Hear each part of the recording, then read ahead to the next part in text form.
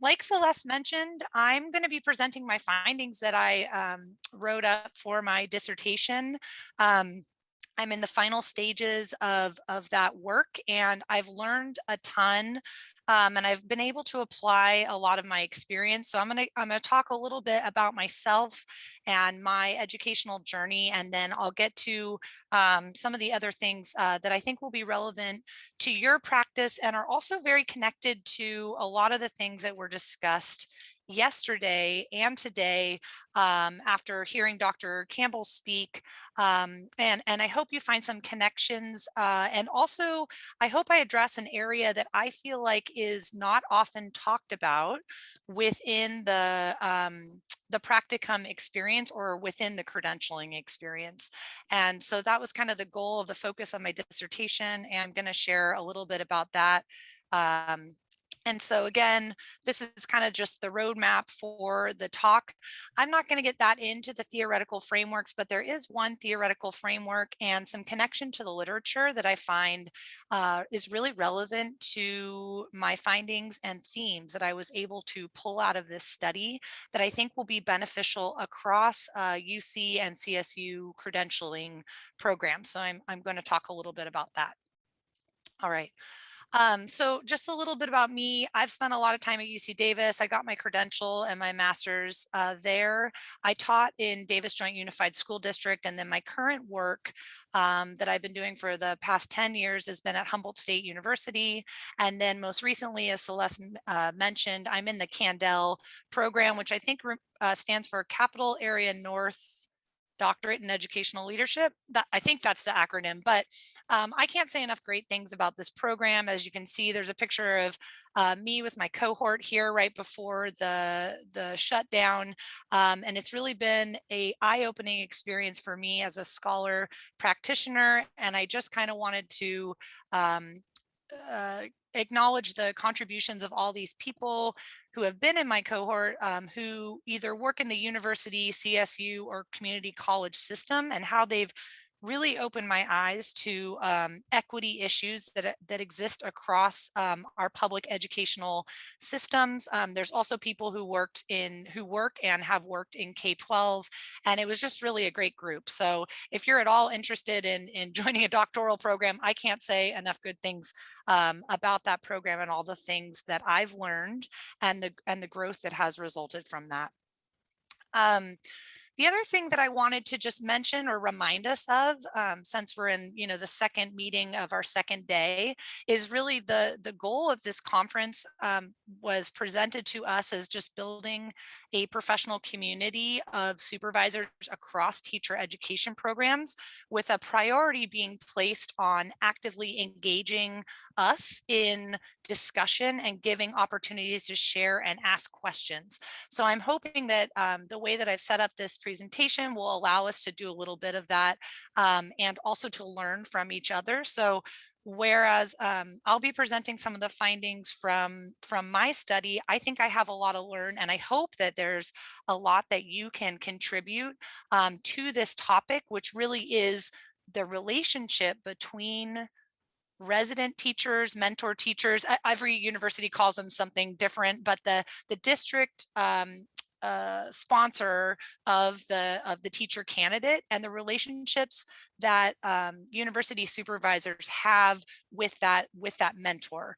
And I think it's an often overlooked relationship, and I'm hoping that we can talk about how you as a supervisor center that relationship within the triad, and also think about ways that your university program either currently does support those relationships between the resident teacher and yourself, and how maybe we could advocate for ourselves to further develop those connections, which I see as essential to the teacher candidate experience. Okay, so I'd like to do a Jamboard. I think, now I said it's, I'm going to copy the link address into the chat. And I wanted to thank Darlene Lee. I watched her presentation yesterday, and I actually ended up borrowing the template for this Jamboard. So if it looks familiar and you attended Darlene's, you'll notice the similarities probably. But if everyone could click on that Jamboard, I didn't know how many participants there were going to be. So what I ended up doing is I made 2 slides, but what I would like you to do here is just follow the prompt. Okay, so I'm going to show you really quickly is I see a lot of similarities in the roles between university supervisors, or how they're perceived, and the roles. These are 2 doubles, and then the role of the resident teacher, also known as a mentor teacher or the district teacher. So I'd like us to take a few minutes and just add, you know, how Jamboards work. You can include images, sticky notes, text that just describe the role of the university supervisor and the resident teacher in these 3 stages of an observation of a student teaching experience, right? So there's the planning phase, there's the observation phase, and there's the debrief.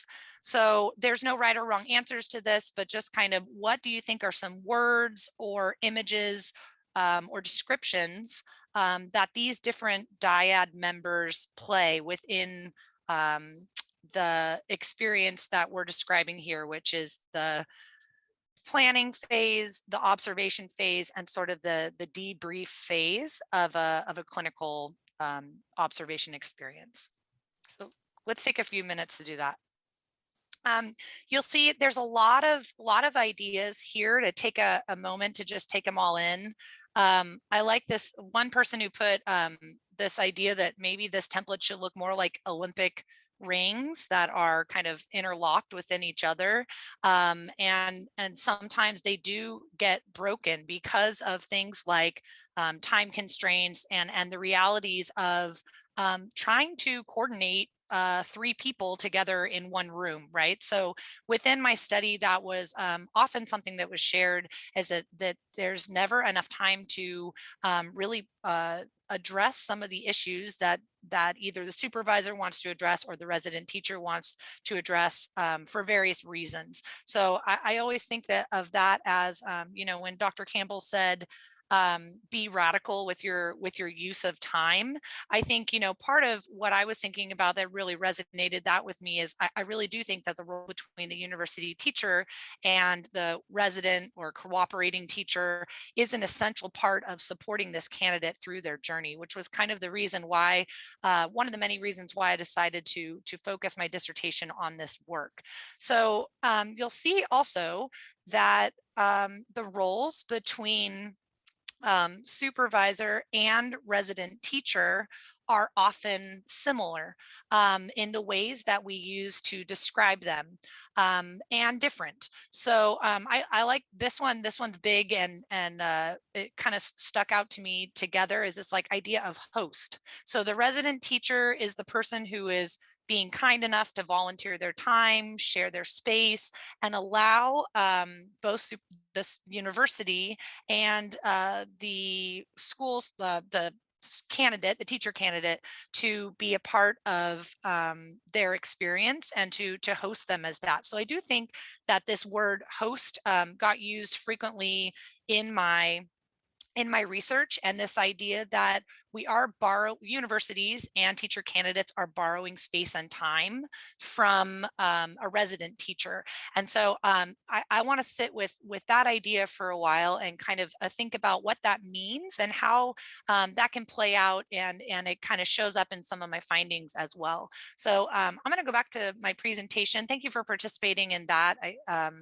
I wanted to get us thinking about kind of these roles and their similarities and differences. And so, you know, you probably, I don't know, but in my experience yesterday, attending all the conferences or the the speakers, I don't remember it really being mentioned very often about the role of the resident teacher, right? So that's not the focus of this conference, but I do find it interesting that often when we talk about the university supervisor role, we're often thinking about the supports that they provide for the teacher candidate who I usually consider the pre-service student teacher, but the the teacher candidate and the supervisor were really the theme that I picked up on yesterday. And in speaking with my study participants, that was also the major focus of the conversations that both the resident teachers that I interviewed and the university supervisors wanted to center their practice on. So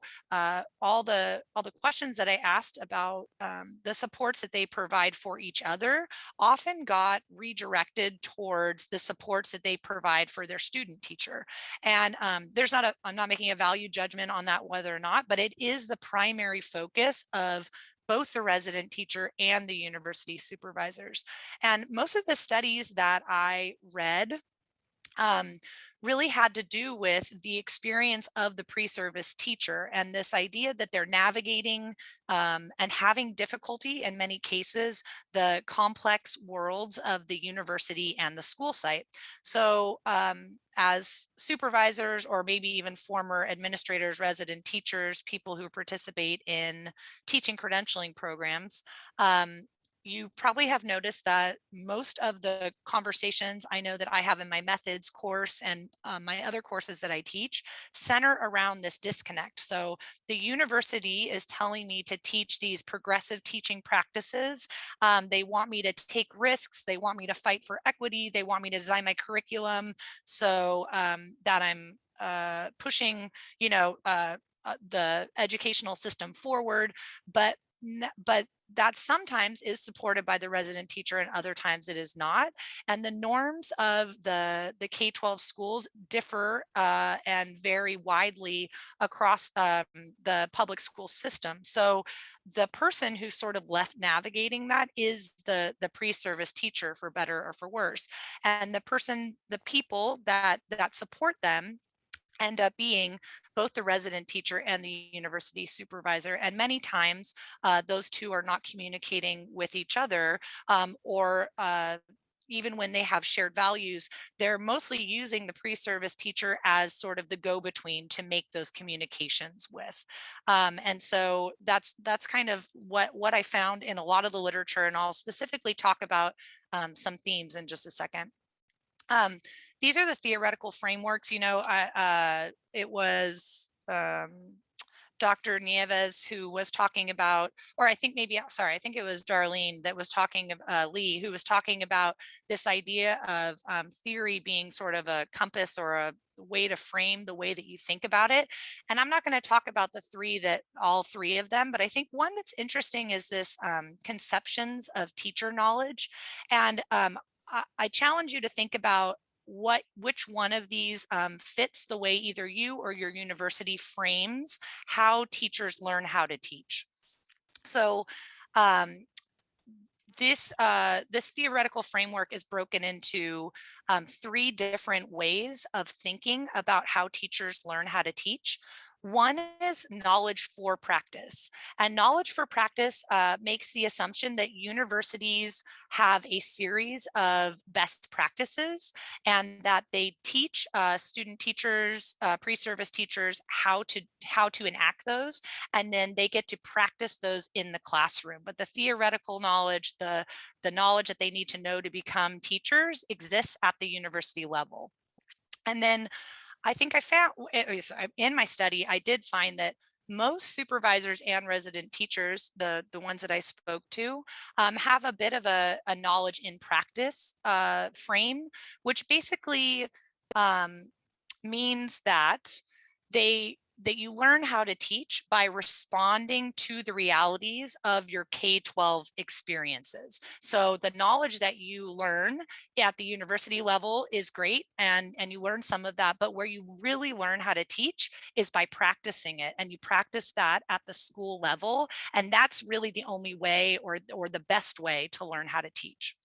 And then the authors here for this final one, or I guess kind of the goal of that we do want to get to, and I'm not sure that I've been that necessarily the universities that I focused on or my university has quite reached this one, is this idea of a knowledge of practice. And a knowledge of practice assumes that there are three people who are collaborative partners. So that would be the university supervisor, the resident teacher, and the student teacher. And they co-construct knowledge and learning. So that thematically really resonates, I think, with a lot of the things that the other speakers have talked about in terms of building equity, acknowledging your own bias and privileges, and then reinterpreting that in a way that we all have something to learn from this experience at the practicum. And it's not just the responsibility of the pre-service teacher to learn all the things. So that's kind of the goal that we're trying to get to, is this knowledge of practice. And I felt like this one really resonated with the findings of my study. And then I'm not going to talk about these ones for the sake of time, but they exist here, and in the notes there's more information about how they connected to some of the work that I did. I did want to talk a little bit more about the review of the literature for those who might be interested in doing more research on triad experiences within the practicum. So I think I mentioned there's kind of this like two worlds idea where student teachers are stuck navigating university learning and their K-12 experiences. And that's pretty well documented in literature. I thought another interesting finding, and this isn't to bum all the supervisors out, but most researchers have found that there is a mnemonic which is common in pre-service teachers. So that meaning it really matters on what the resident teacher is doing. And often for a variety of factors, the student teacher will end up mirroring the mentor teacher or the resident teacher, and maybe not take the input of the supervisor as much because of the realities of acculturating into the K-12 system in which they're trying to participate in. And to me, that really resonates with my experience and makes sense. But I think that makes a strong case for why we need to sort of include our resident teachers in the process of collaborating with us and the ideas or the equity-based practices that we're trying to enact at the university level or within our supervision. The other one that I thought was particularly interesting, and then I'll move on to my findings, is that there's an idea of the multiple worlds pitfall. And the multiple worlds pitfall is this idea that student teachers are influenced by the resident teachers' beliefs and institutional practices, also the school culture, and then student teacher prior educational experience, so what they come with us already have knowing, and then also student responses during classroom instruction. So once they're in the classroom doing their student teaching, the way students are responding to their curriculum is going to influence the learning experience that our student teachers have. So there's a lot that we don't have control over, but I would argue, and I think my findings suggest that if we can find ways to further collaborate with resident teachers, we will have more opportunities to make a greater impact with our teacher candidates. So the findings of my study, and this is my second to last slide, and then we'll do a little bit of discussion here. I interviewed 5 university supervisors and 8 resident teachers, and it was a qualitative study. I was unable to recruit any tenure track faculty members, which I think is interesting to point out because those that I spoke to were adjunct faculty in terms of the supervisors.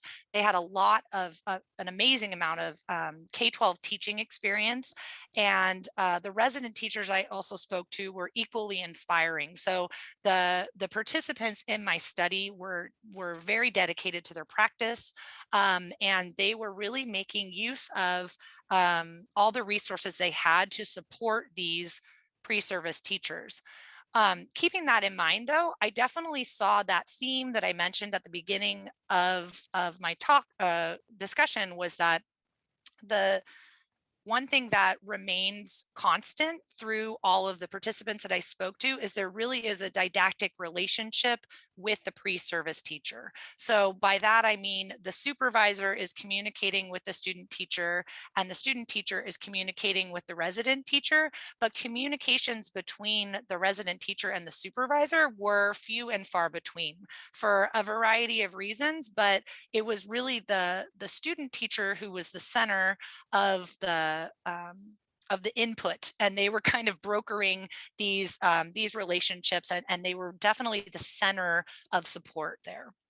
And then another sort of interesting theme that I found was I termed it protective mentoring, which was when the supervisor would come in to evaluate the student teacher. Some of the resident teachers would describe it as like game day, and so they would want to make sure that their student teacher was as prepared as possible, and so that they could showcase their best work to their supervisor. And so that everyone, and vice versa, the findings were similar in that the supervisor would sometimes look to the student teacher to get cues about the relationship that they were having with the mentor teacher, to make sure that they were getting treated correctly, that they were being welcomed into the classroom.